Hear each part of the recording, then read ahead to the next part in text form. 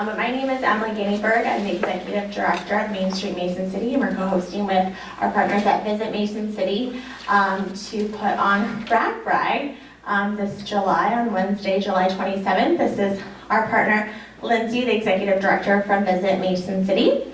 And I'm going to introduce a few other folks here to you today, but I thought what we could do first is go around the room and just introduce yourself and then let us know what establishment you're from, and then we'll go ahead and get our presentation started. So if you could go ahead and get us started. My name's Abby Cook. I'm with the Globe Gazette. My name's Jolene, and this is Anton, and we're with Smokin' Manas. Awesome, thanks for coming. Jeremy Ray, I'm with Corey. John and Rachel with the Corey. Harry Shannon, co-owner of Sports Page. Tammy Ransom. Melissa Evans, Bricks Wine and Whiskey. John Nardi, State Street Deli. Hillary Higgins, and this is Matthew, and we're from Caribou Coffee. Awesome. Hi everybody, Molly Aikman from Fat Hill Brewing. April Concepcion, we're not a group or anything, we've been doing ethnic lunch, we sell Philippine food. Mark Murray from Bird Cells.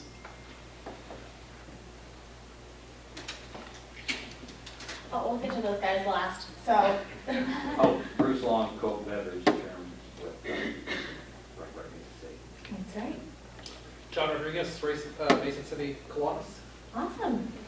And then I am going to introduce our two food and vendor co-committee chairs that have risen to the occasion and will be the folks that you'll go to for any of your questions. She just realized who I was referencing. That would be Dixie and Nancy. These two ladies have spent a lot of time already invested volunteering their time to help get all of these details prepared and ready for RAGBRAI, and so I'd like to take this time to personally thank them for all of the time that you've invested. They're volunteering their time to help us pull this off, and we could not do it without their help and support, their talents, and all of the knowledge that they bring to the table. So thank you very much, and now I'm going to invite Dan from CG Public Health to come up here and present just some tips on things from CG Public Health. You're welcome. Hello everybody. I think I recognize a lot of you guys. So just a few things I wanted to kind of go over prior to the event. So a lot of you guys have restaurants, and so from a licensing standpoint, that won't probably be a big impact to you guys unless you're planning on setting up something off-site, downtown as a vendor. If you're going to do that, make sure you get a hold of those two, and you will need a license.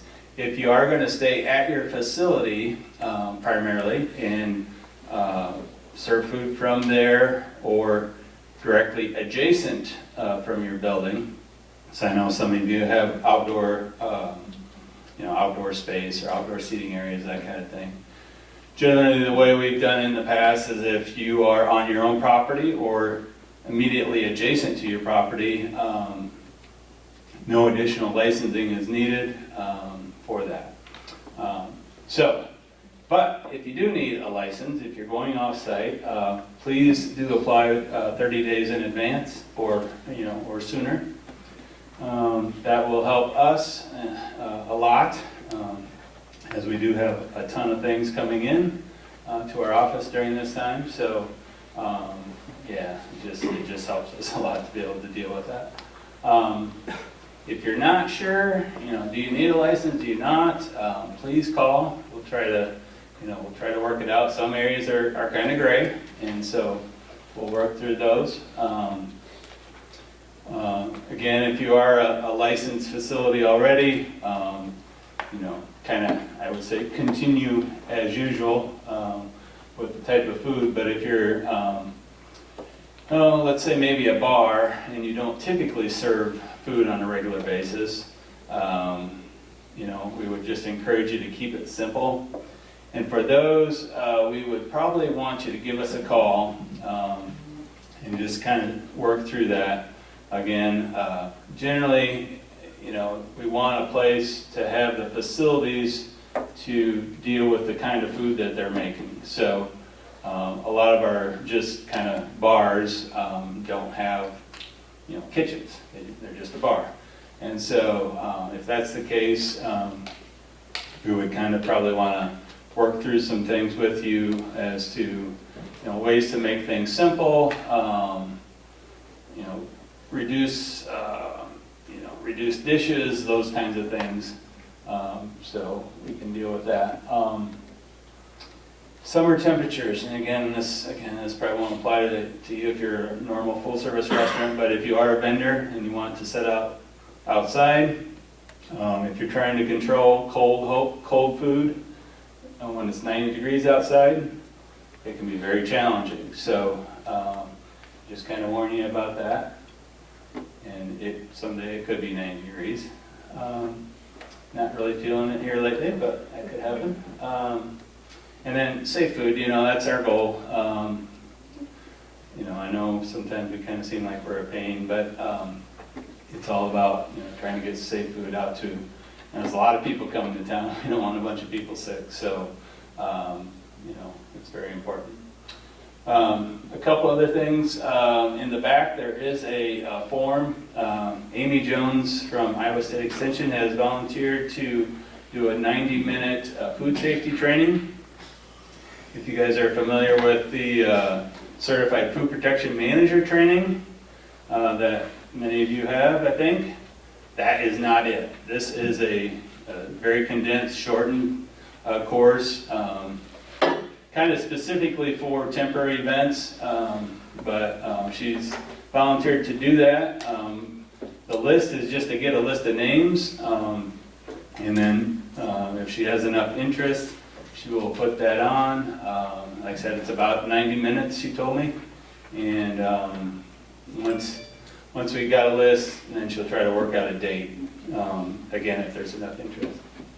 We do have my business cards back there.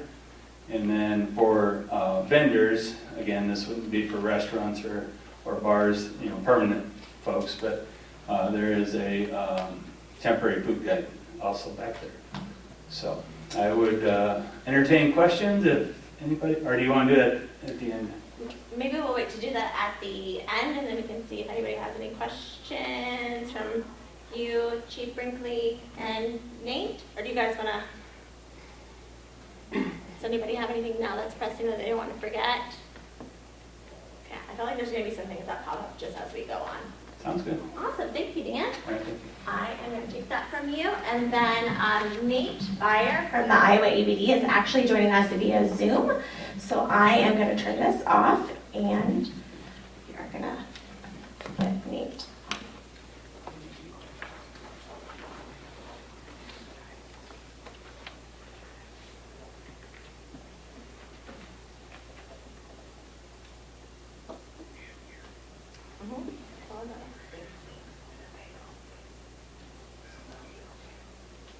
Oh, we can't hear you. Yeah.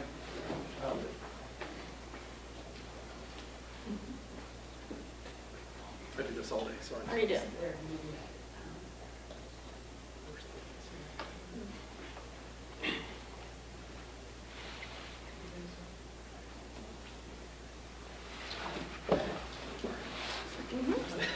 I just had this chest blood. It didn't come up, it's not coming up.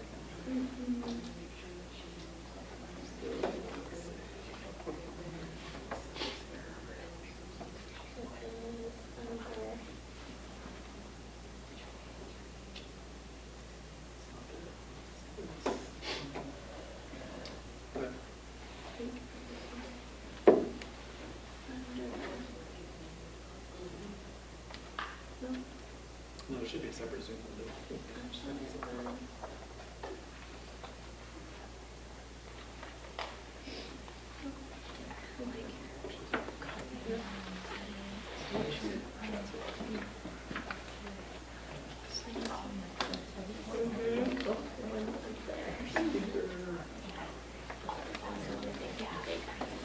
Speech.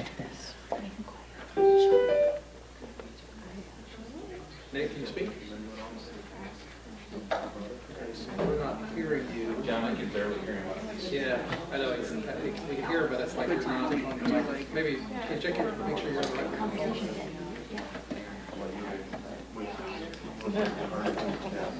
There you go. Yay, Nate. It was on his head.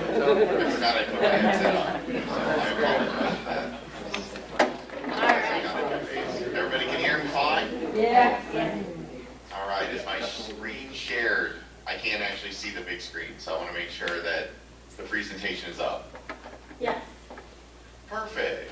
All right, welcome everyone. Sorry I couldn't be there today. ABD was, I'm from home. If you can tell, this isn't the division. They don't have me working in a basement at the division, so I'm very fortunate to be able to come to you guys live from my house. Today we're going to try to go pretty quick as far as this goes. I know we're going to have time for questions, and then Emily will be able to take other questions, and we have email contacts. We're going to get you guys and everything, so if there's anything above and beyond moving forward, you guys can reach out directly to me or just directly to the education department. So I made even a nice little front page for you guys, so it looks all official and everything. You should feel really special today. All right, so as far as special events goes, we're going to look at the licensing portion of it. As far as what you guys will be doing is on-premises consumption. The standard process is application first, your dram shop endorsement. So if you know that you're going to be having an on-premises consumption license or permit, you will want to do a lot of this due diligence long before you do the actual application. Even though the process shows it's after, this is something that you want to kind of have lined up long before you do the actual application part of it, just to create some expediency with the actual application process. We suggest about 45 days. The reason being is it's everything in between the steps. It is all an online process as far as what the division does. But those steps in between people pressing buttons is always going to be the long part of it. Your dram shop getting all that lined up so they endorse it. Also the local authority, City of Mason City, getting everything lined up for them. If you're one of the surrounding towns, don't happen to be in Mason City, same thing. You're going to go to that jurisdiction and say, hey, I need, you guys, what do you need from me for me to be able to approve it? So it's going to be application, dram shop, local authority, Iowa ABD's consideration. Our consideration purposes, we are not the jurisdictional control, so it will be Mason City who is approving or denying it. Our stuff would be actually doing a little bit of background vetting on the actual applicant and or making sure, and obviously in every scenario, we're just making sure that the, you didn't miss anything. Looking at like spelling, stuff like that, but the city's going to verify locations and addresses and stuff like that. Once we issue it, you'll get an email notification. It's instantaneous. Our old system used to be a wait time. Now, because you actually pay for the application up front, it is instantaneously, once it's approved, we send it right on to you, so you'll know as soon as we approve it, boom, you're going to have a license and everything. Types of applications that we're going to have is going to be, generally you guys will be looking at 5 days for your event, but we do have 5 and 14-day durations for special events. The most common you're going to see are the Class B beer permit, that is for on and technically off-premises consumption of beer and high alcoholic content beer, and then now would be those canned cocktails. The easy way to know if it's a beer is if your beer wholesaler can sell it to you, it's a beer, because they're only allowed to sell beer. So that would be one thing to kind of use as that, like, do I know if this is a beer or not? If they can't get it from a beer wholesaler, most likely it's not a beer. It may be considered a wine or a liquor. Liquor is generally pretty easy. It's kind of think of how a store is set up. If you go to a Hy-Vee, liquor tends to all be in the same section. The Class B beer permit, beer only. Special Class C liquor license would be beer and wine for on-premises consumption. It does include beer for off-premises consumption. That's selling sealed beers to go, essentially. Back in the day, and this is not the correct term for it, but when I was younger, it used to be called road beers. I am no longer younger, so it is no longer called that. It is now just, that's there's official terms for it and everything, but yeah, it's to-go consumption. And the one that you guys might be running into will be the Class C liquor license. As a full liquor license, that is liquor, beer, and wine for on-premises consumption. That's going to be your big events. I don't know how you guys are necessarily operating as the local authority or within Mason City, what they're going to allow for. So yet again, that's another part where the due diligence is going to be, hey, the city doesn't want us to be doing this. Now, the denial part of it's always kind of a weird thing. You'll have to work with them. But I always try to get your ducks in a row long before you do the application. Applying is all through our website, so you can actually go to abd.iowa.gov/licensing. You'll see where it says ELAPS. It'd be ELAPS resources in the website. In there's actually some really good videos and guides to assist with the licensing process. And then it actually can take you, it's a third-party site that we use. Yet again, to apply, dram shop carrier, local authority, and effective date must allow for delivery of the product to the licensed premises. So when you guys are looking at if your event, if they're going to be there, when is everybody coming through, Emily, for RAGBRAI? Is that a Monday or Tuesday? Wednesday. The Wednesday. Okay, so with it being a Wednesday, if you guys are setting up the day before, but your license doesn't begin until Wednesday, you cannot have the product delivered before the license effective date, even with approval. So one thing to make sure you're going to pay attention to is what day would I like to start operating. Operating means is including the purchase of the alcohol for your event. So you can't start operating for that. The distributors recommended Monday. Yeah, and that's, Starting it on Monday. Yep, and that way you guys have plenty of time to get the stuff cold, everything like that. I know it's going to be a Herculean task for the city to get everything ready. RAGBRAI always is. It's a lot of work for a very little bit amount of time, and then it's pretty craziness. So I've been doing this now this is my 4th year of helping out in RAGBRAI. So it's always a lot of work for very, very truncated time period. Big things that you guys are going to have, and this is super important for everybody that's involved with the city, is your sketches. Your sketch of your licensed premises. When ABD, when the police, when anybody is going to be showing up to do inspections, they need to know the area that you are actually licensing for your event. Because anything that happens with that area is basically under your, you can say liability or whatever it's going to be, but we want to know how are you setting up your licensed area. So sketches are super important, especially with RAGBRAI, because most of your areas are going to be outdoor areas. So having clear and defined licensed premises is very important. With there, you do have to have 2 bathrooms, or actually you have to have 1 available bathroom as far as the licensed premises goes. I believe RAGBRAI, they bring a lot of porta pods as well. I believe the city probably, there's a lot of them that are going to be around anyways. Should not be an issue unless if you're super off the reservation as far as everybody, away from where everybody else is. But I believe you guys are trying to do a very tight space to kind of keep everybody congregated together instead of all around the city. Which is good because that'll help out everybody involved. So. Outdoor service areas, important for bars, not necessarily for 5 days and 14 days. For bars that have full licenses that are just going to be expanding to an outdoor area, the mapping is still very important, but you will have to complete a temporary outdoor service extension because your licensed area is not generally covering that area. So you'll want to work with the city in the areas that you're allowed to actually expand into, and yet again, the determinate line of where your licensed premises is going to be super important as well. If you're a bar that's going to be in an area that's expanding to allow for RAGBRAI riders or just anybody that's in for the party. Discernible, check with the local authority. Yet again, you guys are going to want to work very tightly with the city of Mason City and all of this. And with that, the outdoor service area does not expand the types of alcohol that you can sell. All it is just saying instead of being here, inside now I have an outdoor area that covers the same license as before. One of the big things for this is, contiguous. So your outdoor service area can't be down the block. It has to be all contiguous to everything. So That's a very, very super important thing to realize is that if you're trying to do it off the licensed premises, you're gonna have to move to like either one, do a transfer or do a temporary permit or license for the area. Same thing, applications are all done through our website. Most of you, I think we've had our new system for about a year, so most of you guys should be fairly familiar with the new system if you are an existing license holder. If not, obviously I had explained, before about the 5-day and 14-day. This is what we're saying about discernible and contiguous. Joe's Bar, there's an entrance into the area. I do not have to leave Joe's Bar to get to my outdoor service area. It's all contiguous, so there has to be some type of entrance that doesn't force me to leave the establishment to get back into the establishment in the outdoor area.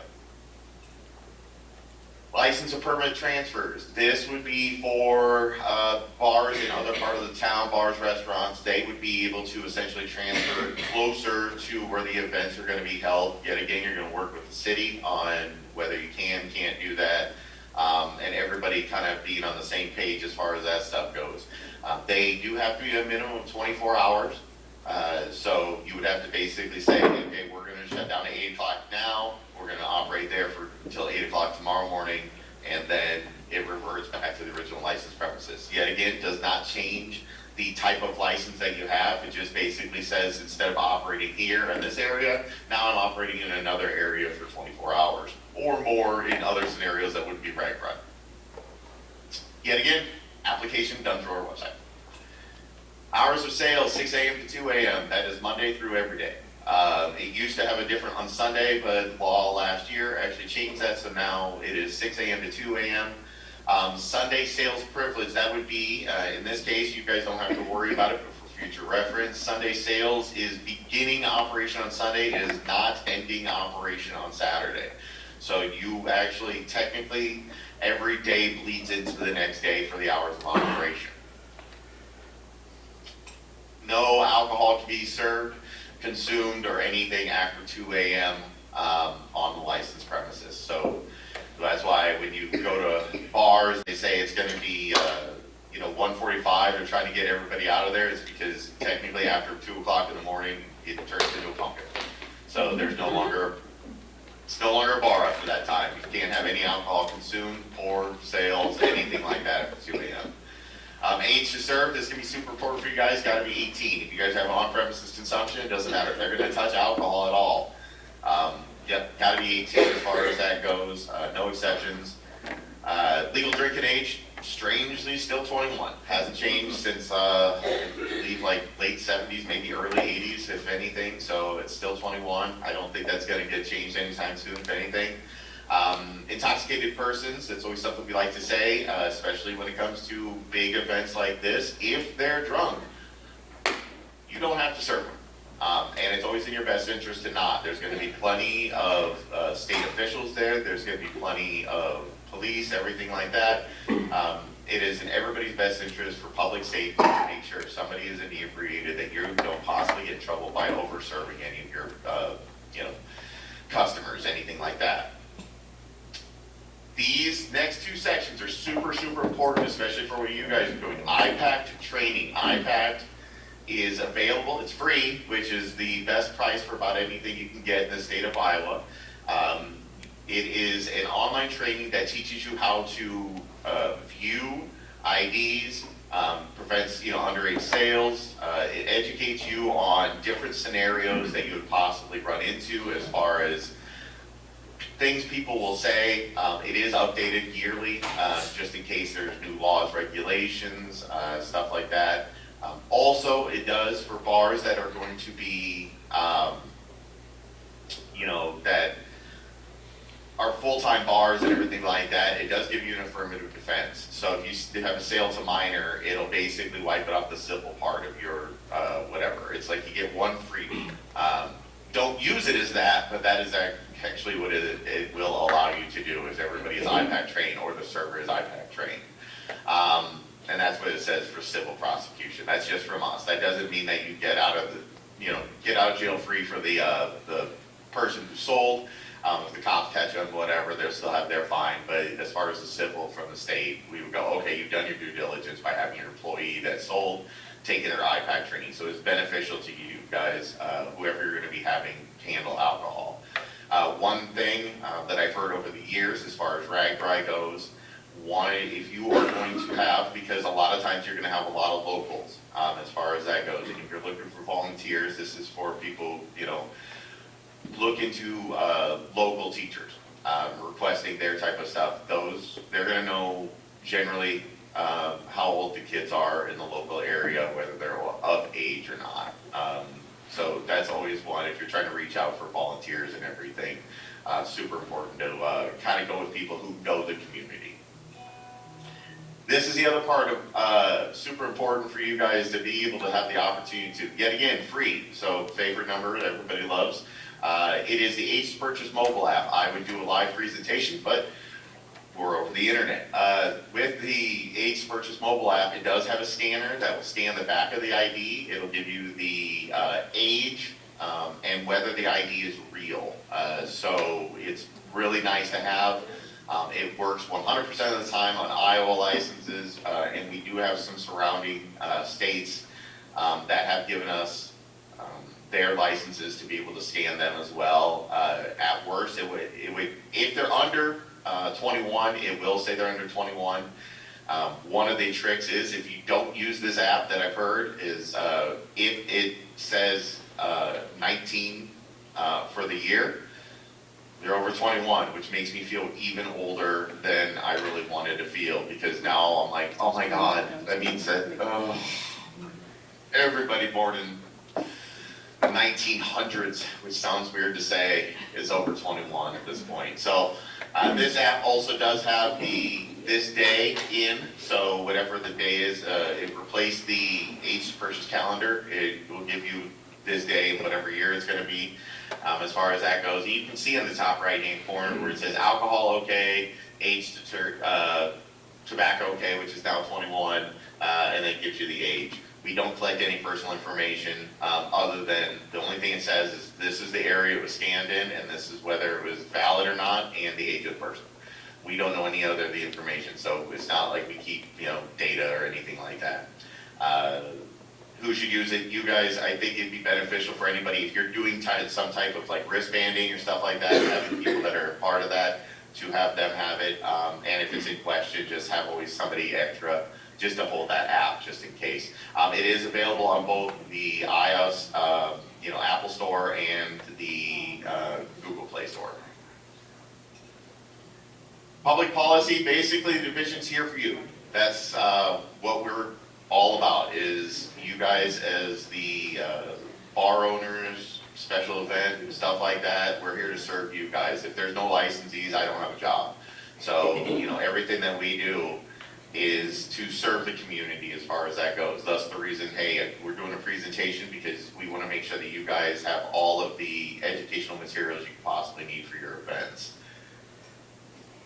Three-tier system, this is kind of quick rundown. There are 3 tiers in Iowa. Actually, in all of the United States, this is based on a lot of federal laws and regulations. Manufacturing, wholesaling, retailing. Manufacturing and wholesaling are kind of their own tier, and then retail. And the reason why this is set up like that is to make sure that there's no undue influence from manufacturers and wholesalers on the retail industry, as far as that goes. Buying product. Beer wholesaler, wine wholesaler, liquor.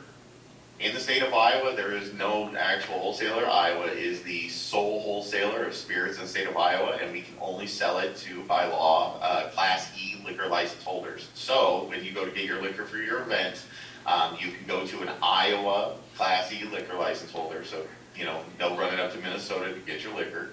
And then you can basically, you go to a Hy-Vee or Sam's Club or whatever you would want to go to as far as that goes, and purchase liquor for your Class C liquor license.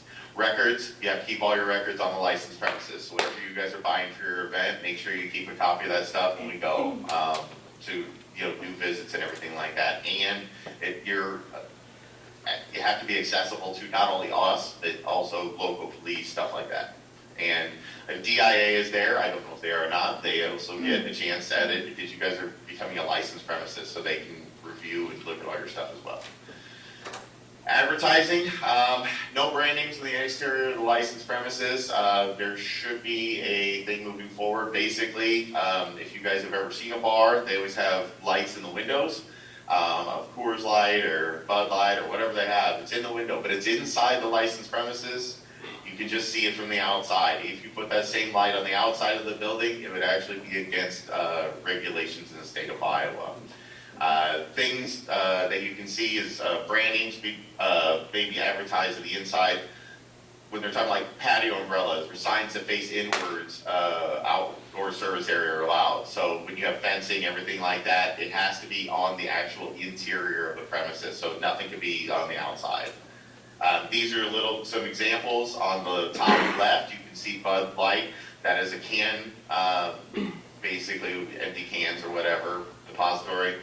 That is inside of a licensed premises for purposes of this conversation, so that would be fine. It's branded, it's great, it's inside the licensed premises. The top right would actually be against regulations, that is on the outside of the licensed premises. The bottom left is kind of an interesting one, because if the licensed premises was where that pole is, that's the end of the licensed premises, where that little road, and you can kind of see a line there. If that was the end of the licensed premises, that Coors Light sign is fine, and the Miller Lite sign is fine. If the porta pods are the basically line of demarcation for the licensed premises, then that would actually be against code, because it's on the exterior of the licensed premises. And the last one, if you can see it, sometimes it shows up a little dark. You have a light that's okay because it's on the inside, and you have a sign on the outside that's not. So that's kind of your difference. The light's okay because it's on the inside of the licensed premises. Infusing, this might be something some of you are going to do. Anytime you pre-mix an alcohol before the person orders it. Let's say you're making margaritas, and instead of making them per order, you make a batch of them. You have to make sure that you follow all of these rules. Anytime batch cannot exceed 3 gallons, 72 hours to consume or destroy, and you have to have labeling and record keeping requirements. There's a couple examples.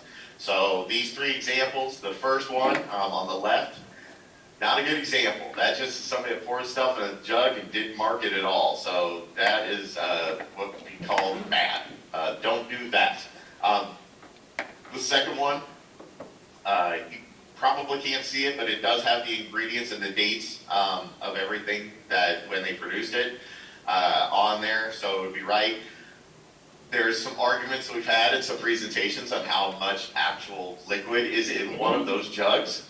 So for the purposes of this conversation, it is 3 gallons, just to give you a heads up. But the labeling is more important what we're looking at in this one. And then on the far right, that is overkill. You do not have to license, if you're making Jell-O shots, you do not have to put labeling on each and every shot. You can put it on the tray as long as you're putting in what alcohols were used, when it was made, so that way you can make sure you follow within that 72-hour rule. Wholesalers may not give or pay for furnishing fixtures, equipment used in storing, dispensing, handling alcoholic beverages and food, including tapper wagons and glassware. They may sell disposable glassware, extend credit for the product, so basically you got to pay up at the end of the night for any of your wholesalers. Contribute money to the licensee or permittee, including nonprofits. Once you're a licensee, they can't contribute to you as far as your licensed premises goes. They also cannot serve for you, so the wholesaler can't come in and start serving beer or anything like that. The violation would go to both the retailer and to the wholesaler if any of these are laws, regulations broken. Sales to minor violations, this is just a little bit of it. The criminal fines against the seller, $1,925 for the licensee or the permittee, and then $645 for the agent or employee themselves. And then it's considered a serious misdemeanor violation. Sales to minor administrative sanctions can include fines, suspension, up to revocation. So this would actually be for the licensed premises itself. Alcohol violations, which would be non-sales to minor, can be civil penalties up to $1,000 per violation. So if you're violating infusing, any of the advertising, stuff like that, could lead to, with many, examples or whatever, could lead up to suspension or revocation of the license. A licensee permittee is responsible for all the actions of the employees and volunteers. So if you go, well, it was just a volunteer, that person is working for you at that time, even though it's a volunteer. Sometimes we do immediate suspensions. It's pretty rare that it happens, but it would be in the case where we feel that there is a public health issue for this establishment being open. You guys have probably heard times where there's been shootings or whatever. It is a suspension essentially to find out what the details are. Was there any due diligence that was not followed by the license holder or whatever during those? Other considerations, Department of Special Appeals, if they are there, thank you guys for everything you guys do. You guys are awesome. We've been trying to work together with them for many years. They're a great department to work with. If you guys have any questions about anything, you know, as far as food related goes, they're, you know, great resource for everything that you're going to need for that part of it. Also, especially events like you guys are having, social gambling, also the Department of Special Appeals, different part of it, but still the same entity as far as that is concerned. They will help with different raffle things and stuff like that you may have at your events. Also important for, you know, purposes of taxing, so you want to reach out to the Department of Revenue and Finance, even if it's a one-time event, if you're doing it for your company, stuff like that, just to make sure everything's on the level for your taxations. Materials you can find, our website's pretty good. We're always trying to revamp it, make it, you know, better and easier for you guys to traverse and everything. If you do have questions over the licensing, there is the whole ELAB section, as I had talked about before. Connecting with us, if it is questions on licensing, on where you're at in the process and everything like that, you can reach out to licensing. If it is questions about how I'm going to run my event or any questions about that, you can reach directly to education. I'm the inbox. Even though I have my own email, we do have a general education inbox that we try to use more for purposes that way we know how many total education questions we get. I think last month 95 different education questions that I have to go and review was last month, and it's only getting busier. So to give you guys an idea of how much work we do here at the division, on average over the last, I want to say 6 years, we average about 18,000 new and renewal licenses, permits, and certificates issued per year. So 18,000 is what we do. That does not include outdoor services. That does not include DRAM, anything else that we do here at the division. That is literally just issuing licenses and permits. So we are definitely a very busy agency. Any questions from anybody? Sorry, I know I was trying to go quick, but there's other presenters. I always try to get done with this stuff as quick as possible. No, you did great. Thanks, Nate. I think we're going to just switch over here to Chief Brinkley real quick and then hold our questions till the end. So if you can hang out with us on Zoom for just a little while longer. Sounds good. We'll get back to you. Okay, thanks, everybody. You did work? I got it. Oh, you did? Okay. I'm just going to see if I can pull.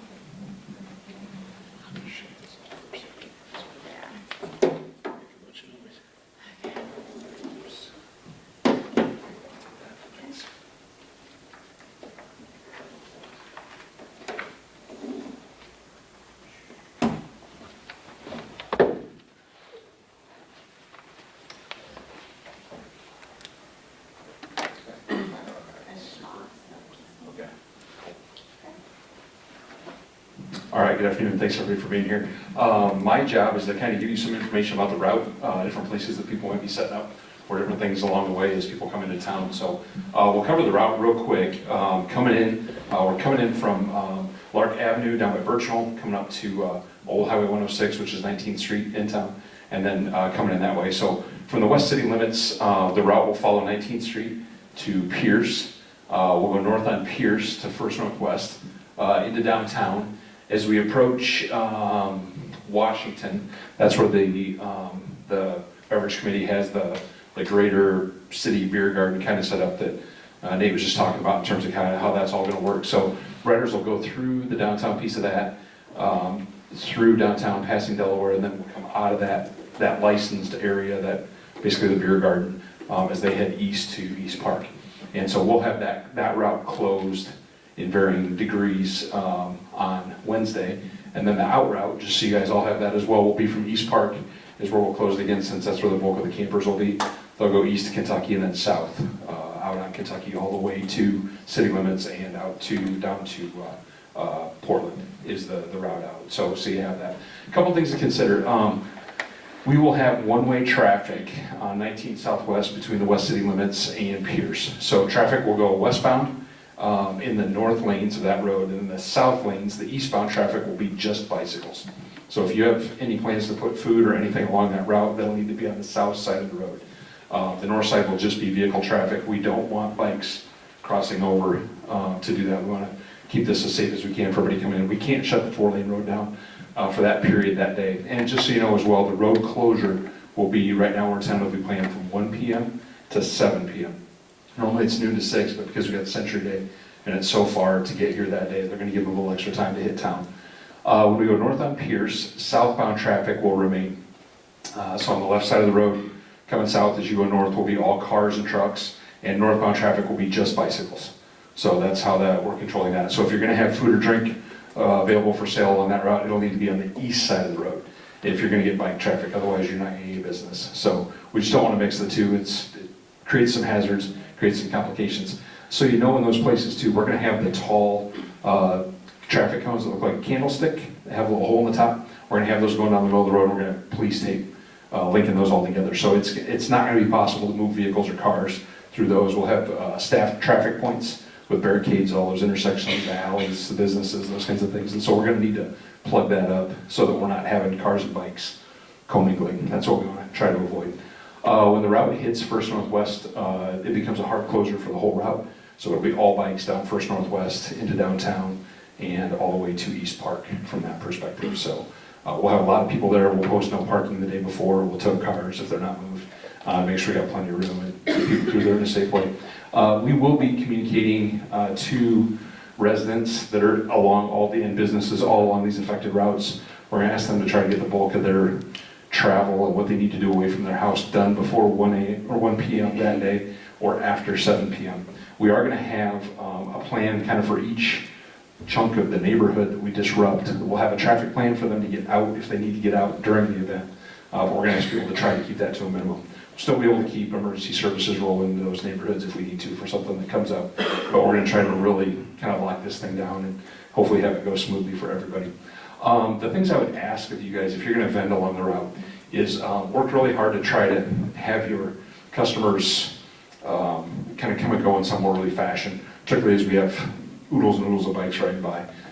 It takes one person to wipe out, and it's a huge mess along RAGBRAI if you've ever been a part of one of those, or if you watch the Tour de France. You can see that there too. Pros wipe out. But if the lead biker goes down, depending on how fast and how close people are riding, it's a real mess. We get people hurt. It tends to jam things up. So if you can, depending on how you set up, if you can maybe put a little bit of a queue coming up to your business, if you want to put something for bike racks or some signage where people might put their bike while they're stopping to see you, that would be awesome, just so we don't jam things up. I know they are planning to have kind of a 100-mile route booth here for the Century Loop that day, kind of in front of Newman there. So there will be already a little bit of congestion kind of coming and going from the front yard of Newman at some point there. Newman is also expecting to have construction this summer, of course. And so we're not sure where that's going to be yet, but just know there will be a few of those things going on along the route. I'm sure we'll have some moms and pops and some kids with coolers and things like that they're trying to sell as well, especially if it's hot along the route. So just expect some of that congestion, but if you can move people onto the right of way from the roadway, onto the shoulder and stuff, that would be really helpful just to keep things open. We shouldn't have near the congestion once we get up to like First Street, just because we'll have the whole road. It's not super wide, but we won't have any cars parked on it, and we should be in pretty good shape. We will have officers at all the major intersections. We'll have all the other intersections staffed with trained volunteers. And so, and every, different chunks of this, we'll have what we're calling a block captain, and that's just kind of a supervisor to make sure the barricades stay staffed. They'll kind of be the troubleshooter that will call us if something happens and we need to get our route supervisor over there and those kinds of things. So that's kind of the quick and dirty on that. Obviously, we want to try to, if you see something that's creating an issue, let us know, or let one of those barricade people know right away. The sooner we can address the issue and kind of de-escalate and move that mess down the road or get it off the road or whatever it is, let us know. We will have specific people assigned for RAGBRAI events that day, and specific people still run a patrol, because we're still got a city full of people that are still gonna do what they do. They don't care about RAGBRAI. So we'll have a few extra people working for that. We'll have about 25 officers downtown for the events. We'll have all the campground staffed and those kinds of things as well. So if you need anything from us along the way, we'll be, you'll see a lot of us that are local, but you're gonna see a lot of out-of-towners too, because we're having enough people to do this all by ourselves. So we're hoping to pair up a local officer from Mason City PD County or from Clear Lake with our out-of-town guests, and so we'll have officer pairs, but somebody will know the local area well enough to be able to give people reasonably good advice, we hope. So I think that's all I got. Did I miss anything? No, I think you did a great job. Okay. You guys got any questions specifically to me, or we can just jump into Q&A now? Yes, please. Okay. Yeah, go for it. I'll MC the Q&A. What do you guys got? Awesome. I got one. Yes. The last time RAGBRAI came through, the bars downtown, restaurants, we all have liquor license. It's obviously going to be fenced off for the city's liquor license or RAGBRAI's liquor license, whoever has it. We were able to serve mixed drinks out the door. Licenses were crossing. That's still effective. Beer's good. Beer and wine are fine. Hard liquor is not. So hard liquor has to be consumed inside your licensed premises where the hard liquor is sold. Correct. And that's different from last time. That may be different from last time. Correct. Yep. Bruce, you got anything you want to say about that? No, you're doing great. Okay. And the If idea something is, does come up, I'll answer it, but right now. yeah, I mean, am I going to have somebody at both doors making sure glass? that's what I would do for you. Keep your glassware in the place. You can have to sell canned beer. You know, those kinds of things, are dispensed in a plastic cup. You know, those different kinds of things. Yeah, we don't want any glass downtown. Trying to think of the other big things to hit. You will be included because you're contiguous. I think all of you are that are here that have a license. You are contiguous to the beer garden. So you are good with selling beer and wine to walk out the door for consumption in the beer garden. That's fine. Hard liquor is just the hard no. So I am not contiguous because I'm on Delaware here. Can I do a Bricks Wine and Whiskey is where I'm at. Yeah. Can I do a booth somewhere in the contiguous area? Can I move things over? So I'm trying to see if I can bring, you can. You'll just have to move your license. Right. Yeah, and that's fine, but I can actually have a booth for liquor. Can you Well, move Yes. with us? Yeah, beer and wine. Yeah. I'm trying to bring up, Nate here, in case if anybody has any questions. Did I screw it up yet, Nate? You're doing a great. I'm trying. I used to work in a college town. I know a lot of these rules. And so, yeah, I think we would just need to get you, you'd need to apply for, like Nate said, a temporary, a transfer for 24 hours for the period of time. What, all your bricks? Yeah, Yeah. yep, I'm Bricks, and basically, I do a ton of wine slushies in the summer, and I think it would be excellent for this.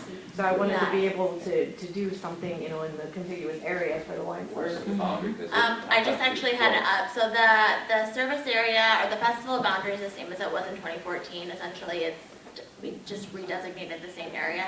Things are going to be laid out slightly differently, but for the grand scheme of things, the service area is the same. The ordinance of the city has, so this is right here. This is the City Hall parking lot. Okay. This is First Street, so this would be City Hall right here. You've got the bus transit area. We're located like right here. Last time the beverage tent was right here. During the day, they had 2 beverage tents. This is the plaza right here. And then they had a beverage tent right here when the concert started. This time we are going to just have 1 beverage tent for the entire day, and that is looking like it's going to be right in this area. So things are going to look slightly differently, but the service area, if you were here in 2014, will be the same. If you have questions about like the ordinances or any of that information, like glass bottles, things like that, some of that stuff is identified in the city's ordinance information. Do we have a copy of that on our RAGBRAI Mason City website? I'm not sure. It changed so many times. It did. I'm wondering if we should put that under Yeah, you just got approved local last somewhere. meeting. It did just get approved last meeting. Yeah. So That would be, we should put that one of those on there. We'll add that to the RAGBRAI Mason City website, just so you can see, and that clearly identifies some of the things there as well under the vendor information. But if you do have questions that come up after the fact that you're not sure of, you can give us a call. If we can't help answer that, then we'll direct you towards Nate. Some of the things might just be through them versus through us. But we do have a big crew of folks that are looking to kind of help guide you in the right direction. Emily, are you going to have entertainment at the pavilion? We are, and sorry, we are recording so the folks at home can hear us later. We are going to be having entertainment on the pavilion. We'll be having entertainment starting, I believe, at 3 all day. This hasn't been like official, I feel like blasted. Should I throw this out there? You think? 11th? The 11th will. Okay, so May 11th, we'll be having a town hall meeting. We'll be talking about housing. We'll be talking about the festival boundary, the route. And we'll also be doing an entertainment announcement and the entertainment lineup. So we will be announcing that very soon. Oh, I'm so sorry. 5:30 at the pavilion. Yep. Yes. And the other thing I forgot, the support vehicle route, for those of you that might be impacted by that. Support vehicles are coming in on 122 from the west. Their last chance to interact with their riders before Mason City is gone. So we're just going to send them right down the highway. They'll come into town from the west.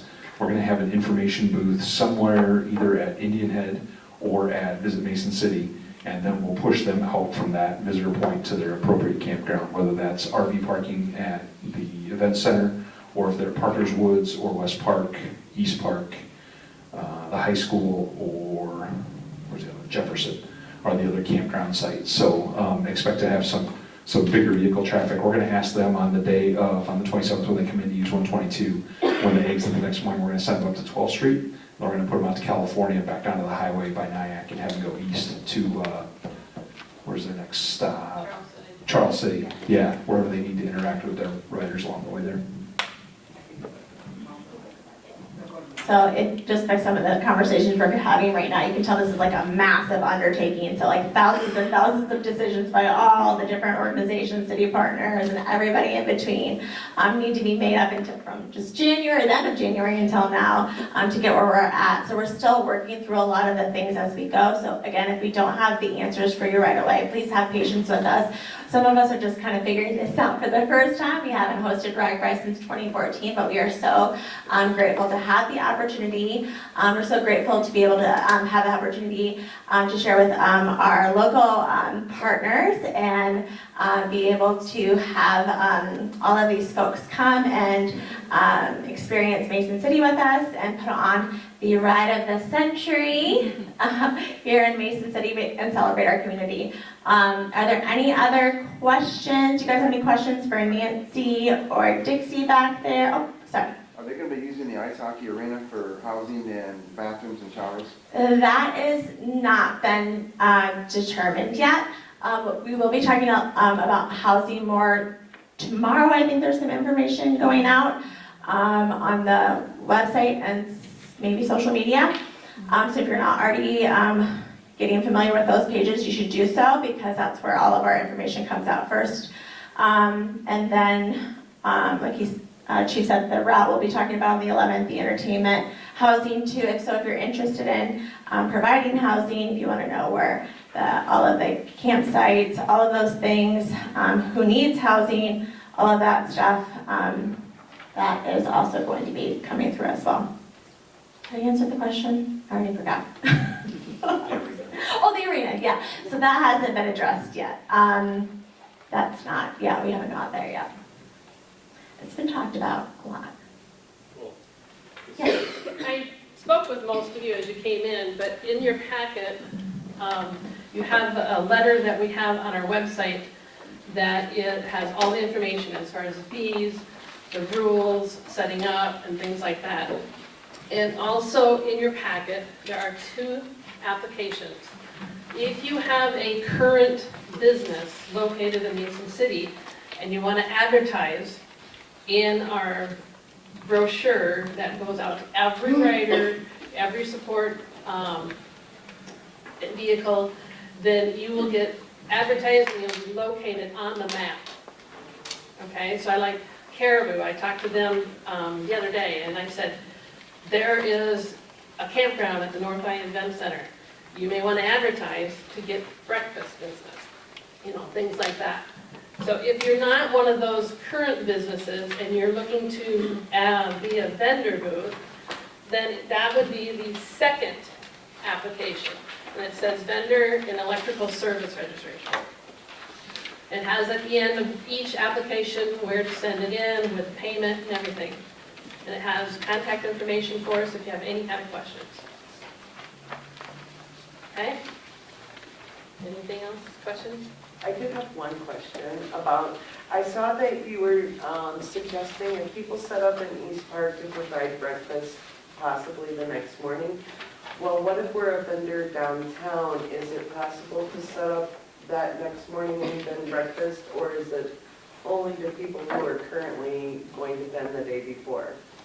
I think we have that option. Dixie? Yeah, that's, we kind of talked about that, and I think it would be possible for you, because obviously you're going to leave the area. You're going to leave the area from. You're going to leave the area down here anyway. But what you would have to do is you'd have to pay for 2 spots, one here and one there.